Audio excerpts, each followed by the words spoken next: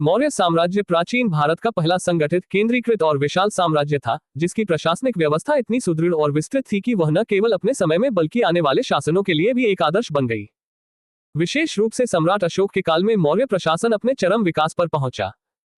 इस समय साम्राज्य को 5 बड़े प्रांतों में विभाजित किया गया था, जिन्हें चक्र कहा जाता था। ये प्रांत केवल भौगोलिक इकाइयां नहीं थे, बल्कि प्रशासनिक, सैन्य और आर्थिक दृष्टि से सुव्यवस्थित इकाइयां थे। प्रत्येक चक्र का प्रशासन कुमार, आर्यपुत्र अथवा राष्ट्रिक जैसे उच्च पदाधिकारियों के हाथों में होता था, जो सीधे सम्राट के प्रति उत्तरदायी होते थे। यह व्यवस्था इस बात का प्रमाण है कि मौर्य शासन में प्रशासनिक विकेंद्रीकरण के साथ साथ केंद्रीय नियंत्रण भी पूरी तरह स्थापित था। प्रांतों को आगे विषय नामक जिलों में विभाजित किया गया था, जिनका प्रशासन विषयप्ति नामक अधिकारी संभालता था। विषयप्ति न केवल राजस्व संग्रह के लिए उत्तरदायी था, बल्कि कानून व्यवस्था, न्याय और स्थानीय प्रशासन का भी प्रमुख होता था। विषयों के अंतर्गत ग्राम आते थे, जो प्रशासन की सबसे छोटी इकाई थे। प्रत्येक ग्राम का मुखिया ग्रामिक या ग्रामपति कहलाता था, जो ग्राम सभा के सहयोग से ग्राम का संचालन करता था। 10 ग्रामों के समूह का प्रशासन गोप नामक अधिकारी के अधीन होता था। यह बहुस्तरीय प्रशासनिक ढांचा मौर्य साम्राज्य की प्रशासनिक दक्षता को स्पष्ट करता है। कौटिल्य के अर्थशास्त्र में मौर्य शासन की केंद्रीय प्रशासनिक व्यवस्था का अत्यंत विस्तृत वर्णन मिलता है। इसमें राज्य के सर्वोच्च अधिकारियों को तीर्थ कहा गया है। कुल 18 तीर्थों का उल्लेख मिलता है, जिनमें मंत्री, पुरोहित, सेनापति, समाहर्ता और सन्निधाता जैसे महत्वपूर्ण पद शामिल थे। मंत्री राजा का प्रमुख सलाहकार होता था और नीति निर्माण में उसकी भूमिका अत्यंत महत्वपूर्ण थी। पुरोहित धार्मिक कार्यों, यज्ञों और दान दक्षिणा का प्रभार संभालता था तथा शासक को धार्मिक नैतिक परामर्श देता था। सेनापति सैन्य विभाग का सर्वोच्च अधिकारी होता था, जो सेना के संगठन, प्रशिक्षण और युद्ध रणनीति का उत्तरदायी था। समाहर्ता राज्य की आय का संग्रह करता था, जबकि सन्निधाता राजकीय कोष का प्रमुख अधिकारी होता था, जो आय व्यय का लेखा जोखा रखता था। युवराज, जो राजा का उत्तराधिकारी होता था, प्रशासनिक कार्यों में प्रशिक्षण प्राप्त करता था ताकि भविष्य में शासन संभाल सके। द्वारिक राजमहल और महत्वपूर्ण भवनों की सुरक्षा का उत्तरदायी होता था। अंतर्वेदिक अंतःपुर का अध्यक्ष होता था और राजा के निजी जीवन से जुड़ी व्यवस्थाओं को नियंत्रित करता था। इस प्रकार केंद्रीय प्रशासन अत्यंत संगठित और कार्य विभाजन पर आधारित था। न्याय और सुरक्षा व्यवस्था भी मौर्य शासन की एक महत्वपूर्ण विशेषता थी। अशोक के समय जनपदीय न्यायालयों के न्यायाधीश को राजुक कहा जाता था। राजुक न केवल न्यायिक अधिकारी था, बल्कि उसे भूमि मापन, कर निर्धारण और दयादान जैसी शक्तियां भी प्राप्त थीं। दंडपाल दंड व्यवस्था और सैन्य सामग्री के संग्रह से संबंधित अधिकारी था। प्रशासता कारागार का अध्यक्ष होता था, जो जेल के प्रबंधन, सुरक्षा और अनुशासन का उत्तरदायी था। दुर्गपाल, कोटपाल, किएदार और गढ़पति जैसे पद किलों और दुर्गों की रक्षा से संबंधित थे। सीमांत प्रदेशों की सुरक्षा के लिए अंतपाल नियुक्त किए जाते थे, जिन्हें अशोक के समय अंतमहामात्र कहा जाने लगा। ये अधिकारी सीमावर्ती क्षेत्रों की रक्षा, प्रशासन और जनकल्याण के कार्यों का संचालन करते थे। मौर्य शासन में गुप्तचर व्यवस्था अत्यंत विकसित थी। गुप्तचर विभाग का प्रमुख महामात्य सर्प कहलाता था। अर्थशास्त्र में गुप्तचरों को गूढ़ पुरुष कहा गया है। एक ही स्थान पर रहकर सूचना एकत्र करने वाले गुप्तचर संस्था कहलाते थे, जबकि एक स्थान से दूसरे स्थान पर घूमकर सूचना देने वाले गुप्तचर संचार या संचरा कहलाते थे। ये गुप्तचर व्यवस्था प्रशासन को भ्रष्टाचार, विद्रोह और बाहरी खतरों से सुरक्षित रखने में सहायक थी। नगर प्रशासन के विषय में यूनानी राजदूत मेगस्थनीज का विवरण अत्यंत महत्वपूर्ण है। उसके अनुसार पाटलिपुत्र नगर का प्रशासन 30 सदस्यों के एक मंडल द्वारा किया जाता था, जिसे 6 समितियों में विभाजित किया गया था। प्रत्येक समिति में 5 सदस्य होते थे। ये समितियां उद्योग एवं शिल्प निरीक्षण, विदेशियों की देखरेख, जन्म मृत्यु का पंजीकरण, व्यापार वाणिज्य का नियंत्रण, निर्मित वस्तुओं की गुणवत्ता जांच और बिक्री, कर वसूली जैसे कार्यों का संचालन करती थी। व्यापार पर मूल्य का 10वां भाग कर के रूप में लिया जाता था और कर चोरी करने वालों को कठोर दंड, यहां तक कि मृत्युदंड भी दिया जाता था। इससे स्पष्ट होता है कि मौर्यकालीन आर्थिक प्रशासन अत्यंत कठोर और अनुशासित था। मेगस्थनीज ने एग्रोनोमाई नामक अधिकारियों का भी उल्लेख किया है, जो सड़कों के निर्माण और रखरखाव के लिए उत्तरदायी थे। सड़कें व्यापार, सेना और प्रशासन के लिए अत्यंत महत्वपूर्ण थी, इसलिए उनका रखरखाव राज्य की प्राथमिकता में था। मौर्य साम्राज्य की सैन्य व्यवस्था भी अत्यंत सशक्त थी। यूनानी लेखक जस्टिन और मेगस्थनीज के अनुसार चंद्रगुप्त मौर्य की सेना में लगभग 6 लाख पैदल सैनिक, 30,000 घुड़सवार, 9,000 हाथी और 8,000 रथ थे। सेना के रखरखाव के लिए 30 अधिकारियों का एक बोर्ड था, जिसे 6 समितियों में विभाजित किया गया था। ये समितियां नौसेना, रसद एवं यातायात, पैदल सेना, अश्वसेना, गजसेना और रथ सेना की देखरेख करती थी। युद्ध क्षेत्र में सेना का नेतृत्व नायक करता था, जबकि सेनापति संपूर्ण सैन्य व्यवस्था का सर्वोच्च अधिकारी होता था। जस्टिन ने चंद्रगुप्त की सेना को लुटेरों की सेना कहा है, परंतु ये स्पष्ट है कि इसी विशाल और संगठित सेना के बल पर चंद्रगुप्त ने सेल्यूकस को पराजित कर पश्चिमोत्तर भारत को स्वतंत्र कराया। कृषि और राजस्व मौर्य अर्थव्यवस्था की रीढ़ थे। सरकारी भूमि को सीता भूमि कहा जाता था और इससे होने वाली आय को भी सीता कहा जाता था। सामान्य किसानों से लिए जाने वाले भू राजस्व को भाग कहा जाता था। बिना वर्षा के भी अच्छी खेती वाली भूमि को अदेव मात्रिक कहा जाता था। वर्षा की मात्रा मापने के लिए अरत्नी नामक उपकरण का प्रयोग होता था। अनाज मापने के लिए ड्रोन का प्रयोग किया जाता था और माप तौल की व्यवस्था का प्रभारी पौत्वाध्यक्ष होता था। इससे स्पष्ट होता है कि मौर्य शासन में कृषि और राजस्व व्यवस्था वैज्ञानिक और नियंत्रित थी। सामाजिक संरचना के विषय में मेगस्थनीज ने अपनी पुस्तक इंडिका में भारतीय समाज को 7 वर्गों में विभाजित बताया है, जिनमें दार्शनिक, किसान, पशुपालक, कारीगर, सैनिक, निरीक्षक और सभासद शामिल थे। यह वर्गीकरण वर्ण व्यवस्था से भिन्न था और पेशे के आधार पर किया गया था। दार्शनिकों को समाज में सर्वोच्च स्थान प्राप्त था क्योंकि वे ज्ञान और नैतिकता के संरक्षक माने जाते थे।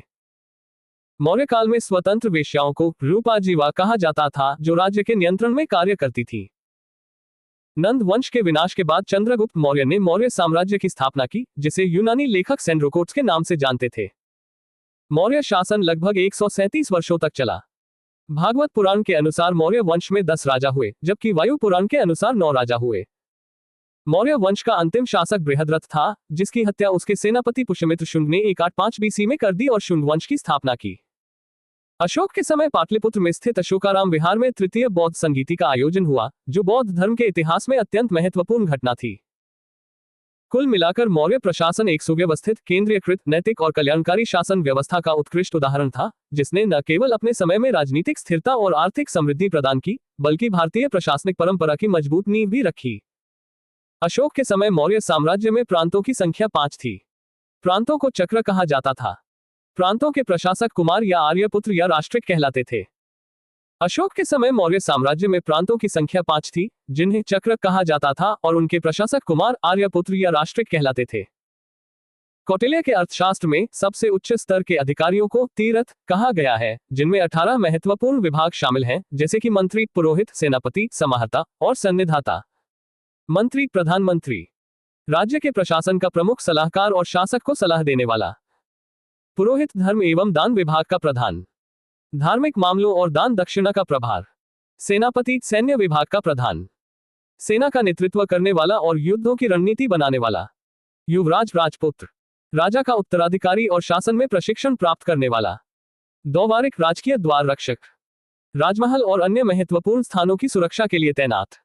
अंतर्वेदिक, अंतःपुर का अध्यक्ष, राजा के निजी जीवन और अंतःपुर की व्यवस्था का प्रभार। समाहर्ता, आय का संग्रह करित, राज्य की आय का संग्रह करने वाला और राजस्व प्रशासन का प्रमुख। मौर्य साम्राज्य में संनिधाता राजकीय कोषाध्यक्ष या खजाने का प्रमुख अधिकारी होता था, जो राजकीय आय व्यय का लेखा जोखा रखता था। प्रशासता, कारागार का अध्यक्ष किसी ऐसे व्यक्ति के लिए इस्तेमाल किया जाता है जो किसी काम को चलाता है। कारागार का अध्यक्ष जेल अधीक्षक, जेल सुपरिटेंडेंट होता है, जो जेल के प्रबंधन, सुरक्षा, अनुशासन और अन्य सभी मामलों के लिए जिम्मेदार होता है। प्रदेष्ट्री, कमिश्नर। प्रदेष्ट्री मौर्य काल में एक प्रशासनिक पद था, जो संभवतः एक प्रकार का समाहर्ता या राजस्व अधिकारी था, जो चोरी और डकैती जैसे अपराधों से निपटने में मदद करता था। पौर, नगर का कोतवाल, जिसे थाने का प्रभारी अधिकारी, ऑफिसर इंचार्ज भी कहा जाता है, पुलिस विभाग में एक महत्वपूर्ण पद है, जो किसी थाने का सबसे बड़ा अधिकारी होता है और थाने की शांति और व्यवस्था बनाए रखने के लिए जिम्मेदार होता है। व्यवहारिक, कानून, विधान या व्यवसाय संबंधी, जो कानून, विधान या व्यवसाय से संबंधित हो।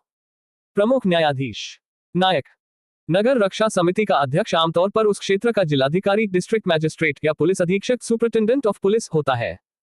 कर्मांतिक, उद्योगों और कारखानों का अध्यक्ष या किसी उद्योग या औद्योगिक संगठन का प्रमुख विभिन्न पदों से संबंधित हो सकता है, जैसे कि उद्योग मंत्री, उद्योग विभाग के प्रमुख या किसी विशिष्ट उद्योग संगठन का अध्यक्ष। मंत्रिपरिषद कुछ सरकारों में सर्वोच्च कार्यकारी अंग को दिया जाने वाला एक पारंपरिक नाम है। मंत्रिपरिषद का अध्यक्ष प्रधानमंत्री होता है। प्रधानमंत्री मंत्री परिषद का नेतृत्व करते हैं और देश की नीतियों का निर्धारण करते हैं। दंडपाल, दोषी को उसके दोष के अनुसार ही दंड दिया जाना चाहिए व निर्दोष उसके अधिकार दिलाने की चेष्टा की जानी चाहिए। सेना का सामान एकत्र करने वाला। दुर्गपाल, किले या दुर्ग की रक्षा करने वाला व्यक्ति। केदार, किले का रखवाला। गढ़पति, गढ़ का स्वामी। दुर्गरक्षक, दुर्ग की रक्षा करने वाला। कोटपाल, किले के द्वार का रक्षक। अशोक के समय अंतपाल अंतमहामात्र कहलाने लगे थे। अंतपाल शब्द का अर्थ है सीमांत प्रदेश का शासक या गवर्नर, जो कौटिल्य के अर्थशास्त्र में वर्णित राजकर्मचारी थे जो सीमांत के रक्षक होते थे। सीमावर्ती दुर्गों की रक्षा के लिए कई प्रकार के सैनिक और नागरिक उपाय होते हैं, जिनमें मजबूत किले, सीमा पर निगरानी और सैनिक टुकड़ियों का डिप्लॉयमेंट शामिल है। प्रांतों का विभाजन विषय में किया गया था, जो विषयप्ति के अधीन होते थे। प्रांतों का विभाजन विषय नामक जिलों में किया जाता था और इन विषयों का प्रशासन विषयप्ति नामक अधिकारियों द्वारा होता था। गुप्त साम्राज्य में प्रांतों को भुक्ति, भोग और प्रदेश जैसे नामों से जाना जाता था और इन्हें आगे विषय नामक जिलों में विभाजित किया गया था। प्रत्येक विषय का प्रशासन विषयप्ति नामक अधिकारी द्वारा किया जाता था, जो सीधे सम्राट द्वारा नियुक्त किए जाते थे। प्रशासन की सबसे छोटी इकाई ग्राम थी, जिसका मुखिया ग्रामिक कहलाता था। प्राचीन भारत में प्रशासन की सबसे छोटी इकाई ग्राम थी, जिसका मुखिया ग्रामिक या ग्रामपति कहलाता था और ग्राम सभा द्वारा प्रशासन संचालित होता था। प्रशासकों में सबसे छोटा गोप था, जो 10 ग्रामों का शासन संभालता था। प्रशासन की सबसे छोटी इकाई ग्राम थी और 10 ग्रामों का शासन संभालने वाले प्रशासक को गोप कहा जाता था। मेगस्थनीज के अनुसार मौर्यकालीन पाटलिपुत्र शहर का प्रशासन 30 सदस्यों का एक मंडल करता था, जिसे 6 समितियों में विभाजित किया गया था। नगर प्रशासन। मेगस्थनीज ने पाटलिपुत्र शहर के प्रशासन का वर्णन किया है, जिसमें 30 सदस्यों का एक मंडल शामिल था। समितियां। इन 30 सदस्यों को 6 समितियों में विभाजित किया गया था, जिनमें से प्रत्येक में 5 सदस्य थे। बिक्री कर के रूप में मूल्य का 10वां भाग वसूला जाता था। इसे बचाने वालों को मृत्युदंड दिया जाता था। प्राचीन भारत में व्यापार और वाणिज्य के लिए बिक्री कर के रूप में मूल्य का 10वां भाग वसूला जाता था और जो इसे बचाने की कोशिश करता था उसे मृत्युदंड दिया जाता था। मेगस्थनीज के अनुसार एग्रोनोमोइड मौर्य साम्राज्य में एक अधिकारी थे जो सड़क निर्माण और प्रबंधन से जुड़े थे और वे सड़कों की देखरेख करते थे। मेगस्थनीज के अनुसार एग्रोनोमाई मार्ग निर्माण अधिकारी था। एग्रोनोमाई को हिंदी में सस्य विज्ञान कहते हैं, जो कृषि विज्ञान का एक मुख्य क्षेत्र है, जिसमें फसलों की बुआई, देखभाल और कटाई जैसे विषयों का अध्ययन किया जाता है। जस्टिन नामक यूनानी लेखक के अनुसार चंद्रगुप्त मौर्य की सेना में 6 लाख पैदल सैनिक, 30,000 घुड़सवार, 9,000 हाथी और 8,000 रथ थे। अश्वारोही सैनिक। मेगस्थनीज और जस्टिन के अनुसार चंद्रगुप्त मौर्य की सेना में लगभग 50,000 अश्वारोही सैनिक थे। पैदल सैनिक 6 लाख, घुड़सवार 30,000, हाथी 9,000, रथ 8,000। जस्टिन नामक यूनानी लेखक के अनुसार चंद्रगुप्त ने अपनी 6 लाख की फौज से सारे भारत को रौंद दिया। ये बात सही भी हो सकती है और नहीं भी, लेकिन यह सही है कि चंद्रगुप्त ने पश्चिम उत्तर भारत को सेल्यूकस की गुलामी से मुक्त किया। जस्टिन ने चंद्रगुप्त की सेना को लुटेरों की सेना कहा है। यूनानी लेखक जस्टिन ने चंद्रगुप्त मौर्य को सैंड्रोकोट्स के नाम से संबोधित किया है। यूनानी लेखक जस्टिन के अनुसार चंद्रगुप्त मौर्य ने अपनी विशाल सेना 6 लाख पैदल सैनिक, 30,000 घुड़सवार, 9,000 हाथी और 8,000 रथ से भारत को जीतने की कोशिश की, लेकिन ये बात पूरी तरह सही नहीं है। हालांकि ये सही है कि चंद्रगुप्त ने पश्चिम उत्तर भारत को सेल्यूकस की गुलामी से मुक्त किया।